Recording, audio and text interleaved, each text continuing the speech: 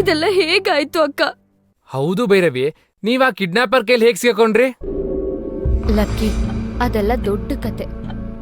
ಈಗ ಬೇಡ, ಹೇಳೋ ಪೇಷನ್ಸು ಇಲ್ಲ, ಮೂಡೂ ಇಲ್ಲ. ಅದು ಅಪ್ಪ ಇಲ್ದೇ ಇರೋ ಟೈಮಲ್ಲಿ ಇದೆಲ್ಲ ಆಗಿದ್ದು.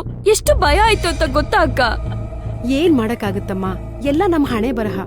ಆದ್ರೂ ಇಷ್ಟ್ರಲ್ಲೇ ಎಲ್ಲ ಮುಗೀತಲ್ಲ, ಅದು ಖುಷಿ ಪಡು. ಹೌದು ಮಾಮ್, ದುಡ್ಡು ಕೊಟ್ ಕೂಡ್ಲೆ ಭೈರವಿನ ಮತ್ತೆ ದಿಲ್ಜಿತ್ನ ಬಿಟ್ಬಿಟ್ರು.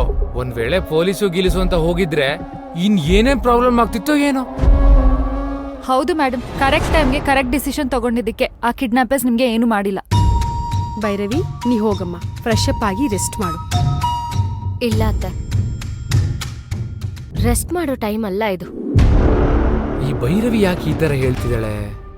ಆ ಕಿಡ್ನಾಪರ್ಸ್ ಯಾರು ಅಂತ ಕಂಡುಹಿಡಿಯೋ ಐಡಿಯಾ ಇದ್ಯಾ ಏನು? ಹಾಗೇನಾದ್ರೂ ಆದ್ರೆ ಮತ್ತೆ ಎಲ್ಲ ನನ್ ತಲೆಗೆ ಬರುತ್ತಲ್ಲ. ಆ ಕಿಡ್ನಾಪರ್ಸ್ ಯಾರು, ನನ್ನನ್ನು ಯಾರು ಕಿಡ್ನಾಪ್ ಮಾಡಿಸಿದ್ರು ಎಲ್ಲ ಗೊತ್ತಾಗ್ಬೇಕು. ಅವ್ರನ್ನ ಸುಮ್ಮನೆ ಬಿಡಬಾರ್ದು. ಭೈರವಿ, ಅವ್ರ ಉದ್ದೇಶ ಏನು? ನಿನ್ನಿಂದ ಹಣ ತಗೊಳ್ಳೋದಷ್ಟೇ, ಮತ್ತೆ ಯಾಕೆ ಅವ್ರ ಸವಾಸ? ಹಾಗಂತ ಸುಮ್ಮನೆ ಬಿಟ್ಬಿಡಕ್ಕಾಗತ್ತಾ? ಪೊಲೀಸ್ ಕಂಪ್ಲೇಂಟ್ ಕೊಟ್ಟು ಕಂಬಿ ಎಣ್ಸೋ ಹಾಗೆ ಮಾಡ್ಬೇಕು.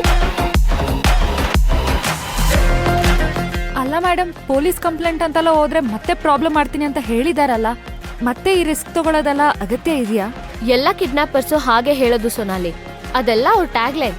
ಅದಕ್ಕೆ ಹೆದರ್ಕೊಂಡು ಕೂತ್ಕೊಂಡ್ರೆ ಏನೂ ಆಗಲ್ಲ. ಬೇಡ ಭೈರವಿ, ಅವ್ರು ನೋಡೋಕೆ ಭಯಂಕರವಾಗಿದ್ದಾರೆ. ಅವ್ರು ಏನ್ ಮಾಡೋಕ್ಕೂ ಹೆಸರಲ್ಲ. ಅವರಿಗೆ ಈ ಜೀವದ ಬೆಲೆ ಗೊತ್ತೇ ಇಲ್ಲ. ಬದುಕ್ದ್ಯಾ ಬಡ ಜೀವ ಅನ್ನೋ ತರ ಸುಮ್ನೆ ಇದ್ಬಿಡೋಣ ಪ್ಲೀಸ್. ಇಲ್ಲ ಲಕ್ಕಿ, ಡ್ಯಾಡ್ ಕಷ್ಟಪಟ್ಟು ದುಡ್ದಿರೋ ದುಡ್ಡನ್ನ ಯಾರೋ ಗೊತ್ತು ಗುರಿ ಇಲ್ದೇ ಇರೋರು ತಗೊಂಡ್ ಹೋದ್ರೆ ನೋಡ್ಕೊಂಡು ಸುಮ್ನೆ ಕೂರ್ಬೇಕಾ?